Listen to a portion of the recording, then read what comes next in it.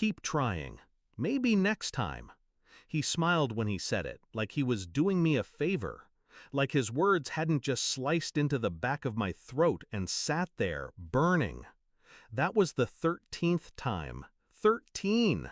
I kept the printed email in my drawer, just like the 12 before it. Same formatting, same excuses. Strong candidate pool.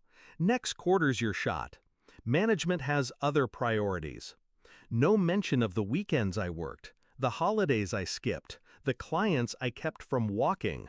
He said I was invaluable, just not valuable enough to promote. So I smiled, nodded, said I understood. Then I walked out of that meeting and quietly started laying the fuse.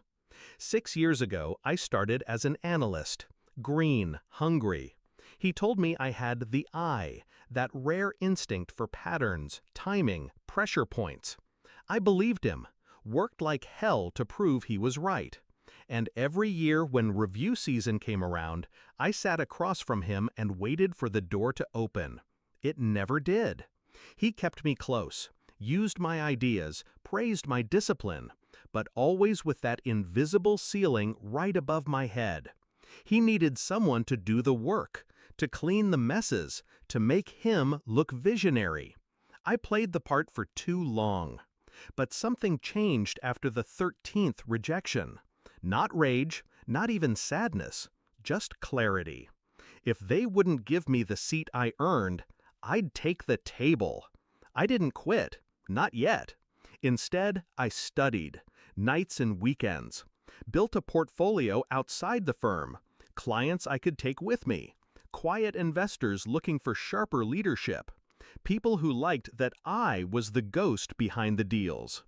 Then I started documenting everything, his backdated numbers, his whispered side deals, his shell contracts.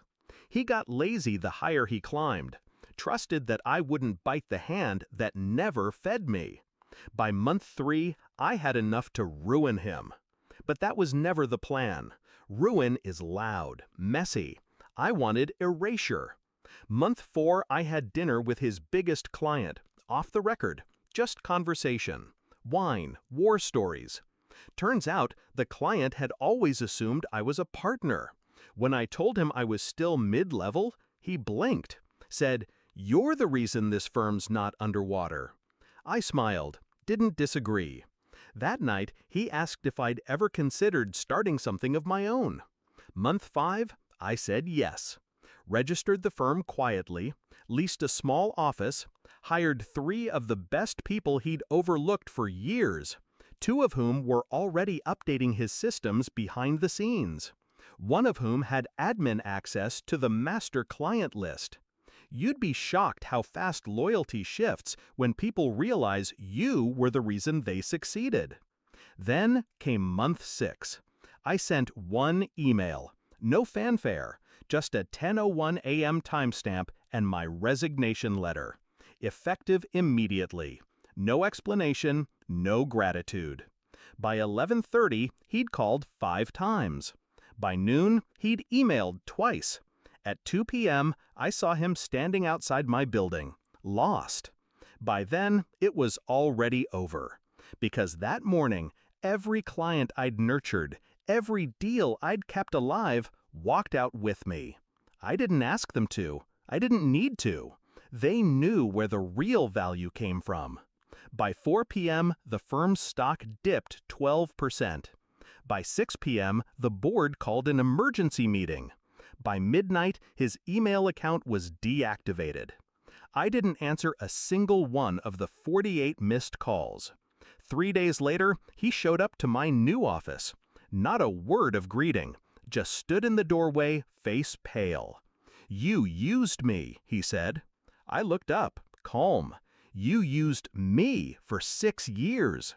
He tried to argue, blame, beg. I listened. Then I handed him a sealed envelope.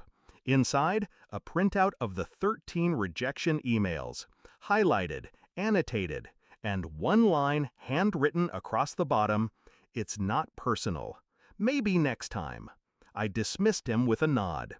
He walked out slower than he came in. Now, My firm is thriving. The clients trust me. My team is sharp, loyal, respected. No more ceilings. No more fake smiles. I didn't ruin him. That would have been easy. I replaced him. Erased the version of success he built on my back. And now, every time I pass that old office downtown and see the lights dimmed, the name plaque gone, I remember the 13 times he said, "Next time," and I smile, because I made my own.